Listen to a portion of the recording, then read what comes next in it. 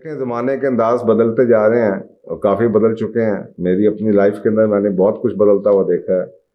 लेकिन ये बात याद रखी है कि जो बुजुर्गों की बातें हैं इनमें बड़ा इसमें मटेरियल है, इसमें बड़ी डेप्थ होती है और इसको हमें उसी तरह सोचना चाहिए कि हर अच्छी लगने वाली चीज़ अच्छी नहीं होती और हर बुरी लगने वाली चीज़ भी बुरी नहीं होती। अब मुझे याद पड़ता है कि हमारे ज़माने में एक कॉमन अंडरस्टैंडिंग होती थी और कॉमन अंडरस्टैंडिंग ये होती थी, और ये आप इसी मुहावरे को एक और तरह से देखें, ऊंची दुकान फीका पकवान। हर चमकती चीज़ हो, इसी को उससे भी आप अगर रिलेट करके देखें कि जो चीज़ आपको अच्छी लग रही है वो ज़रूरी नहीं अच्छी होगी। अब आप लेदर है, जूतों की दुकान पे जाए, अक्सर आप लोगों को भी देखेंगे कि वो आर्टिफिशियल लेदर है, उसमें बड़ी चमक है, उसमें आपको पॉलिश नहीं करनी पड़ती। और लेकिन वो आर्टिफिशियल लेदर है, उसमें शाइन बहुत ज़्यादा है, बहुत शाइन है उसके अंदर, लेकिन वो लेदर नहीं है। अगर आपको लेदर चाहिए तो लेदर जो सा उसके अंदर इतनी ज़्यादा शाइन नहीं हो सकती। लेदर थोड़ा सा डल होता है, उसको पॉलिश भी करना पड़ेगा, उसको मेंटेन करना पड़ेगा। अब आप चमकती हुई चीज़ उठा लेंगे, अच्छी लग रही है यार, चमक रही है, शाइनिंग है, जूते को पॉलिश नहीं करना पड़ेगा, लेदर नहीं होगा वो।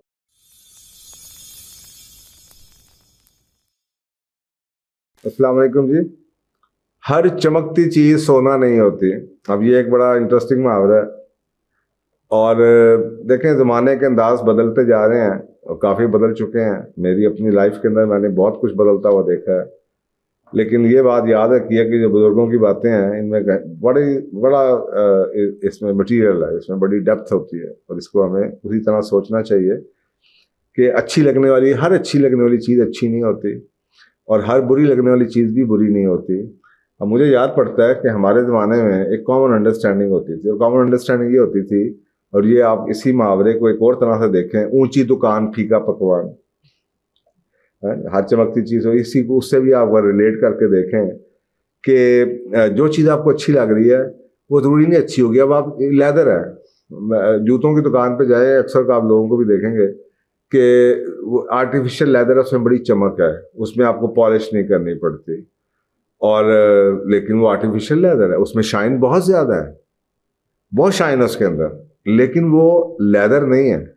अगर आपको लेदर चाहिए तो लेदर जो सा उसके अंदर इतनी ज़्यादा शाइन नहीं हो सकती। लेदर थोड़ा सा डल होता है, उसको पॉलिश भी करना पड़ेगा, उसको मेंटेन करना पड़ेगा। अब आप चमकती हुई चीज़ उठा लेंगे, अच्छी लग रही है यार, चमक रही है, शाइनिंग है, जूते को पॉलिश नहीं करना पड़ेगा, लेदर नहीं होगा वो। तो शायद यही बातें पुराने ज़माने में हम हमारी रोज़मर्रा की गुफ्तगू के अंदर ये बातें बुज़ुर्ग हमारे साथ किया करते थे।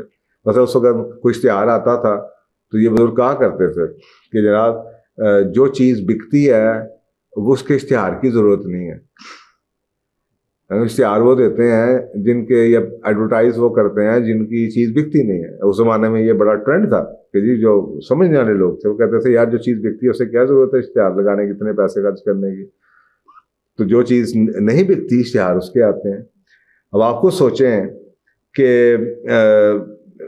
मेरे पास ना एक काउंसलिंग का केस आया, और उनकी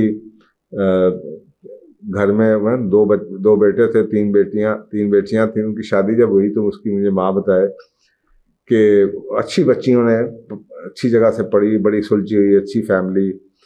तो तीन बच्चियां, तो मैंने उनसे पूछा शादी सबकी हुई थी, तो मैंने उनसे और वो अब बच्चों की शादी, लड़कों की शादी के लिए मुझसे मशवरा मांगने आई थी।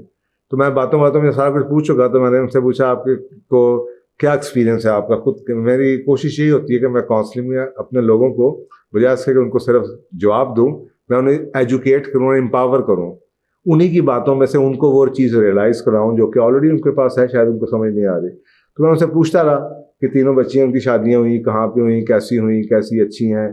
तो पता ये चला कि दो बच्चियां उनकी उनकी शहरों में शादियां हुई हुई हैं, और उन दोनों की बस शादियां बस ठीक ही हैं, लड़ाइयाँ झगड़े इस किस्म की चीज़ें। तो मुझे लगा माँ से कि वो थोड़ी सी इनके खुश बहुत ज़्यादा नहीं है।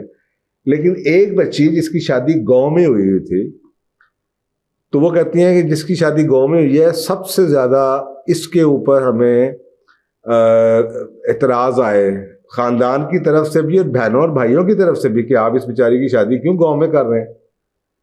लेकिन वो कहती हैं बेटा मुझे नहीं पता नहीं, मैं शायद गलत हूँ या मैं शायद पुरानी हूँ, इनको मेरी बात समझ नहीं आती, सबसे अच्छा दामाद मेरा वही है जो मेरा गांव वाला है।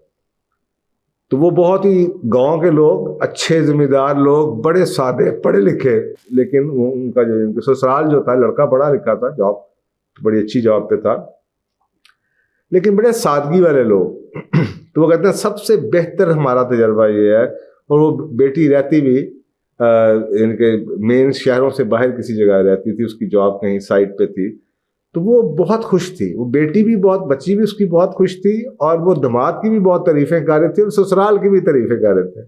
तो मुझे उस वक्त ये मुहावरा याद आया कि हर चमकती चीज़ सोना नहीं होती, कि हर जो चीज़ शाइन है ना कर रही, आपको लग रहा है कि वाह जी वाह, लश पश, बड़ी डिग्रियां, बड़ा कुछ ये, बड़ी चमकती गाड़ियां, बड़े डिफेंस में घर, तो हर चमकती चीज़ सोना नहीं होती।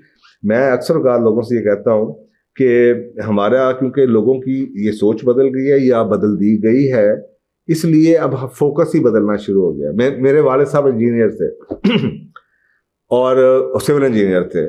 वो जब भी घर लेते थे या वो साथ ये घर का काम करते थे, तो वो कभी ले लिया, फिर बेच दिया एज अ साइड बिजनेस। तो वो मुझे अक्सर कहते थे कि ठेकेदारों का घर नहीं लेना। तो मैं उनसे पूछता होता था ठेकेदारों का घर, तो उस ये अभी नहीं, ये 30-40 साल पुरानी बात है। उस जमाने में भी उनको ये था कि ठेकेदारों का घर, जो बंदा बेटा बना ही बेचने के लिए रहा है, वो लशपश तो कर देगा, शोबाजी तो उसमें कर देगा, लेकिन वो घर नहीं। वो हमेशा घर कुछ अर्सा कुछ चला हुआ पुराना, कहते हैं जो घर में 2 साल जिसने घर में गुजार दिए, 3 साल गुजार दिए, उसमें जो खामियां वो नजर आ जाएंगी। पाइप जो लीक होंगे पता चल जाएगा, छतें खराब होंगी, दीवारें खराब होंगी, पता चल जाएगा, जहाँ जहाँ से प्लास्टर गिरेगा समझ आ जाएगी। नया घर तो चमका चमकू के, जैसे हमारी आदतें हैं, हम हर चीज़ को लश पश करके जनाब पेंट पूंट करके आगे प्रेजेंट कर देंगे जी, ब्रांडिंग घर। अब वो ब्रांडिंग जब आप रहेंगे तो पता चलेगा ब्रांड। इसी तरह हमारी आदतें, नई गाड़ी हमने लेनी है, हमने नई चीज़ लेनी है, चाहे चमकती चमकती दमकती हो, उसकी वो सोना हो या ना हो, पैकिंग अच्छी होनी चाहिए, अच्छी दुकान से हम ले आएंगे, उसका जायका हो ना। अभी भी मैं अक्सर का लोगों से कहता हूँ कि आपके पास जितने भी ये कई बिस्किट और कई जनाब ये जो आपके खताइयाँ और ये ट्रेडिशनल किस्म के, लाहौर के अंदर या जनाब गुजरांवाले के अंदर किसी जनाब बर्फी वाले की कोई दुकान है, या किसी के चीज़ें निहारी का कोई मशहूर है तो या कोई खानों में मशहूर है, या किसी के जनाब गुलाब जामुन बड़े अच्छे हैं, और वो लोग ट्रेडिशनल होंगे, उन्होंने पैकिंग पे जोर नहीं दिया होगा, क्वालिटी ऑफ द स्टफ पे जोर होगा। तो वो चमकती चमकती हुई चीज़ तो नज़र नहीं आ रही, लेकिन है वो सोना। लेकिन अब आप उसी चीज़ को देख के लोगों ने प्रेजेंटेशन पे जोर देना शुरू कर दिया। तो मैं अक्सर का लोगों से कहता हूँ कि जितनी ज़्यादा एक कंपनी मार्केटिंग कर रही है या उसकी शोबाजी के ऊपर खर्च कर रही है, ये याद रखें ये आपकी जेब से ही आ रहा है। आप और ये भाई एक साथ फर्ज करें, एक 100 रुपये की चीज़ है, अब उसने बहुत मार्केटिंग किया, इसका मतलब उस चीज़ के अंदर 70 रुपये की चीज़ है और 30 रुपये आप मार्केटिंग के दे रहे हैं, या उसकी प्रेजेंटेशन के दे रहे हैं, या जिस दुकान पे बिक्री है उस पे दे रहे हैं।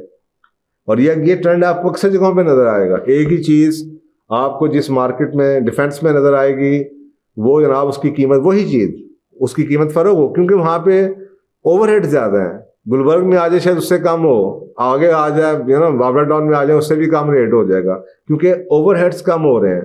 तो आप why are you paying for the additional overheads? आपने जब चीज़ पहन ली तो आपको किसी ने ये तो नहीं कहना कि आपने कहाँ से ली है, और शायद अगर ये कहना तो then you are paying extra. तो आपको चाहिए कि आप 100 रुपया खर्च कर रहे हैं तो आपको 100 रुपये की वर्थ की चीज़ मिले, ना कि कुछ ऐसी चीज़ मिल जाए कि चीज़ वो 70 रुपये की है और उसमें 30 रुपये आपने उस चीज़ के दिए उसको चमकाने के, जिसने हफ्ते 10 दिन के बाद उसकी चमक उतर ही जानी है।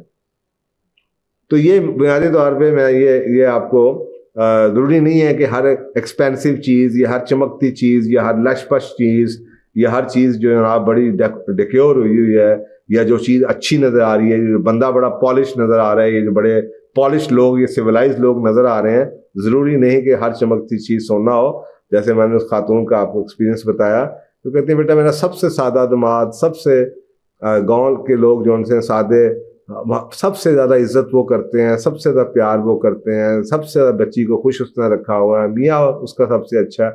कोई तो वजूहत होंगी, कोई वैल्यूज़ तो होंगी उनकी। तो अक्सर औक़ात हम ये चीज़ें भूल जाते हैं। मेरा ख्याल है कुरान पाक के अंदर भी अगर आप एक सूरह बकरा में 216 नंबर एक आयत है, और मुमकिन है तुम किसी चीज़ को नागवार समझो और वह तुम्हारे लिए बेहतर हो, और मुमकिन है कि तुम किसी चीज़ को पसंद करो और वह तुम्हारे लिए मुज़र हो, और अल्लाह ही जानता है और तुम नहीं जानते। ज़रूरी नहीं है कि जो चीज़ आपको पसंद आ रही है वो आपके लिए अच्छी भी है, और ज़रूरी नहीं कि जो चीज़ आपको बुरी लग रही है उसकी फिनिशिंग अच्छी नहीं है या आपको चमकती नज़र नहीं आ रही हो, बुरी हो। तो ये हर चमकती चीज़ सोना नहीं होती।